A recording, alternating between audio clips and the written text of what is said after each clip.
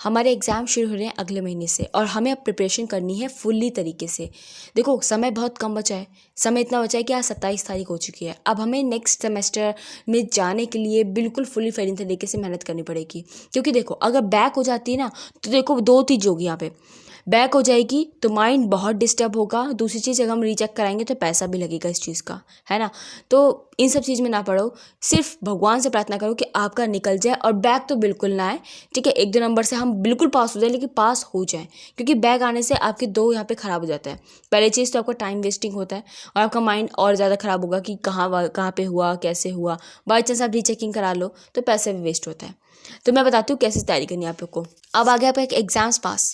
अब जो बच्चे ऑलरेडी तैयारी कर रहे थे 1 महीने पहले से, उन्होंने बहुत कुछ पढ़ लिया होगा, मुझे पता है यहाँ पे, है ना। और जो अब नहीं पढ़ पाए हैं उनके लिए लास्ट में विकल्प बचता है कि वो लास्ट ईयर पेपर से शुरुआत करें और उसी पे ख़त्म करें। तो मेरी आप सबसे रिक्वेस्ट है कि लास्ट ईयर पेपर्स को उठाओ और उनमें जो क्वेश्चंस है ना, पर्टिकुलर क्वेश्चंस को उनको अंडरस्टैंड करो कि कैसे सॉल्व होते हैं। ईच एंड एवरी क्वेश्चंस को सॉल्व करो।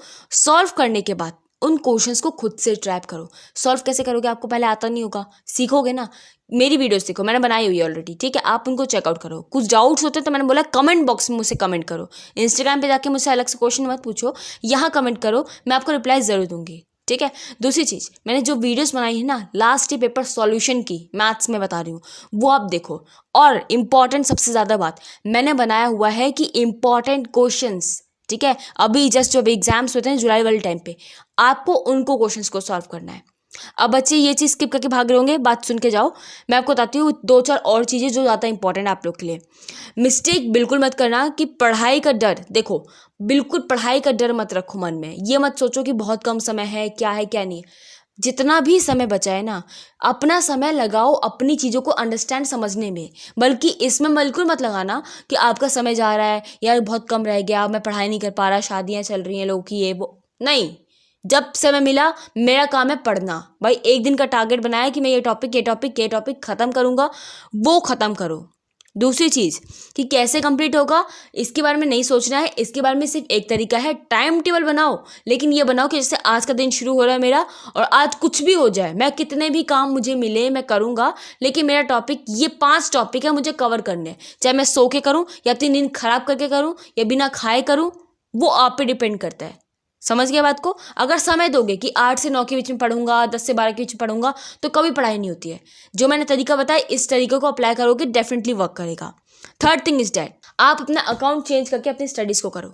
अगर आप वीडियोस देख के स्टडी कर रहे हो ना, तो अपना अकाउंट चेंज कर लो, क्योंकि आपने जिस अकाउंट से ऑलरेडी बहुत सारी ऐसी वीडियोस देखी होंगी, जैसे कुछ भी हो सकता है, लाइक जैसे कि कुछ बच्चों को WWE देखने का मन करता है, कोई क्रिकेट देख रहा था, कोई कुछ देख रहा था, तो यहाँ पे वो वहाँ पे मन चला जाएगा, क्योंकि वो नोटिफिकेशन आ गई, नहीं आई तो रिकमेंड हो गया तो देखने लग गए।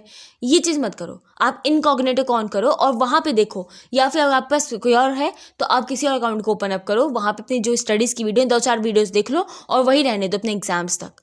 तो आपके पास वही रिकमेंड होगा जो आपकी स्टडी से रिलेटेड होगा। मेरी बात समझ में आई। अगली चीज़ कि आपको जो है अब अवॉइड करना है डिस्ट्रैक्शंस को, बहुत इंपॉर्टेंट है। डिस्ट्रैक्शंस अवॉइड करने का सिर्फ एक तरीका है, उनको डिलीट कर दो। या तो अब अगर आप ऐसे स्टूडेंट्स हो नहीं भी हो तो मैं बता दूं, बुक्स है अगर आप लोग के पास तो बुक को ज़्यादा प्रेफर करो एज़ कम्पेयर टू फ़ोन से। फ़ोन से जब आप नहीं पढ़ोगे, खुद से स्टडी करने की कोशिश करोगे, ये सोचो भाई मैं बिल्कुल भी फ़ोन मेरे पास है नहीं, मेरे फ़ोन में नेट नहीं है और मैं कैसे स्टडी करूँगा, कैसे समझूंगा उस चीज़ को। एक बार नहीं, 5 बार उस चीज़ को देखो, 5 बार उस क्वेश्चन को देखो, ऑटोमेटिकली सही तरीके से समझ में आने लगेगा। और हाँ, सबसे ज़्यादा ज़रूरी तरीका कि जब एक स्टडी कर लो ना, तो आपको जब प्रैक्टिस जब दोबारा क्वेश्चन करने जा रहे हो ना, जो आपने सुना है ना, जो वैसे मैंने मेरी सुनी अपनी वीडियो या किसी की भी देखी वीडियो, तो आपने अंडरस्टैंड किया उस क्वेश्चन को। अब उस क्वेश्चन बता रही थी कि भाई देखो पहले आपको क्या करना है, इस सॉल्यूशन के लिए आपको पहले इन जो इसका फॉर्मूला है वो लिखना पड़ेगा। देन आप करोगे क्या काम, दूसरा काम आपका रहेगा कि आप ये काम करोगे कि उसके बाद आपने फॉर्मूला लिखा, देन आप जाओगे फाइंड करने के लिए, फिर आप उसका क्वेश्चन लिखोगे, फिर इधर लाइन में उधर लाइन में जब चीज़ें होती है ना, आप ये बोल बोल के, जैसे सोचो आपके सामने कोई बैठा है ना, तो उससे बोल बोल के भाई देखो ये ऐसे था, ठीक है, फिर हम नीचे गए, नीचे की तरफ यहाँ पे एक्सप्लेनेशन होती है। अब मुझे इस पर और एक्सप्लेन करना है, मैंने कोई बात लिख दी, जैसे मैंने एक फॉर्मूला, कुछ क्वेश्चन में फॉर्मूला लगा के सॉल्व कर दिया, लेकिन मुझे पता है ना कि मैंने फॉर्मूला लगाया, मेरे टीचर को तो नहीं पता ना, तो मुझे क्या करना पड़ेगा, वहाँ पे ब्रैकेट लगा के अलग से फॉर्मूला लिखना होगा। मैथ्स वाले क्वेश्चन की बात कर रहे हैं, मैंने पढ़ाया ना जिस तरीके से, सेम वही तरीका आपको अपनाना है। याद रखना इस चीज़ को, ठीक है। और उसके बाद क्या करना होता है, ऐसे आपको स्टडी करनी पड़ेगी। ऐसे करने से स्टडी आपको फ़ायदा ही मिलता है कि पहली चीज़ आपका जो टॉपिक है ना वो बहुत अच्छी तरीके से आपका कवर हो जाता है। और दूसरी चीज़, जब आप एक्सप्लेन करते हो ना तो आपके मन में खुद डाउट्स आएगा कि भाई पढ़ाते पढ़ाते ये आ जाएगा कि अच्छा ये चीज़ ऐसे हो जाएगी, फिर से ये आएगा। अब ये आप सोचोगे आपके मन में, अब आप सोचो स्टूडेंट हो, अपने आप को स्टूडेंट बनाओ, अपने आप को टीचर बनाओ। आप ये सोचो कि ये चीज़ आई कहाँ से, कोई फॉर्मूला तो लगाया है ना, अच्छा हाँ यार ये फॉर्मूला लगाया इसने। अब आपको पता है ना, फॉर्मूला लग गया, पता चल गया। अब वो बुक वाले ने जैसे एक्सप्लेन किया उसमें समझ में नहीं आ रहा था, अब आप क्या करोगे, ब्रैकेट में अलग से फॉर्मूला लिखोगे इस चीज़ को। तो ये जो मन में डाउट्स होते हैं ना, उन डाउट्स को क्लियर करो अपने मन के, पढ़ाते पढ़ाते उन डाउट्स को क्लियर करो। जितना डाउट्स क्लियर होंगे उतना आपको वेरीफाई होता जाएगा, उतनी चीज़ें आपको अंडरस्टैंड होती जाएंगी फैला फैला के। दैट इज़ द रीज़न, और यही एक तरीका होता है जिससे हम आराम से स्टडीज़ को अच्छी तरीके से कर सकते हैं। और देखो आज की इस वीडियो में मैं सिर्फ इतनी बातें बता रही हूँ, और जो मैंने बातें बताई है ना, जिन बच्चों ने पूरी बात सुन ली है ना, सच्ची बता रही हूँ एग्ज़ाम फाड़ू जाएगा, रियलिटी है इस चीज़ की। और हाँ, एग्ज़ाम्स के बाद बिल्कुल भी स्ट्रेस नहीं रहेगा कि भाई एग्ज़ाम्स में हमने अच्छे से पढ़ा नहीं, वगैरह वगैरह बहुत चीज़ें। और हाँ, शादी के फंक्शन की बात करें तो शादी का फंक्शन एक दिन का काम होता है, अगर बोलो उससे पहले से रहता है, टाइम में बिजी हो जाते हैं ये वो वगैरह। देखो ये बहाने हैं, बहाने नहीं बनाओगे तो विकल्प निकलेगा, उसका निवारण देखो, बल्कि कारण मत बनाओ कि मैं इसके कारण पढ़ नहीं पा रहा ये वो, नहीं। आप उसका निवारण देखो कि मैं पढ़ कब सकता हूँ, समय क्या बच रहा है भाई, मैं जब थोड़ा रेस्ट करने जा रहा हूँ, जब मैं ये काम खत्म कर लूँगा, ये जो जाने का मार्केट जाने का सामान है भाई खत्म कर लूँगा, उसके बाद मैं पढ़ लूँगा, 1 घंटा मैं ले सकता हूँ। खाने पीने का सोने का मांगते हो ना घंटा, सोने का ही बोल के आप पढ़ाई करने चले जाओ अपना। ये तरीका अपनाओ, कोई भी आपको मना नहीं करेगा, कोई आपको रोकेगा नहीं, टोकेगा नहीं। अपने समय दो, खुद निकालना पड़ेगा समय। चलते फिरते उठते बैठते मन में सिर्फ ये चलना चाहिए कि वो वाला क्वेश्चन था, वो वाला क्वेश्चन ऐसे सॉल्व किया था, वो वाला क्वेश्चन ऐसे हुआ था, वैसे हुआ था। ये रिवीजन करनी है, चलते फिरते रिवीजन करो, मत बात करो इतने दिनों एग्जाम्स के दिनों में।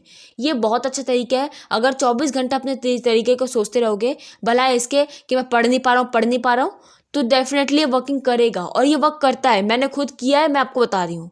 याद रखना इस चीज़ को, ठीक है। और रही बात, मिलते हैं नेक्स्ट वीडियो में आपकी सभी इंपॉर्टेंट चीज़ों के साथ।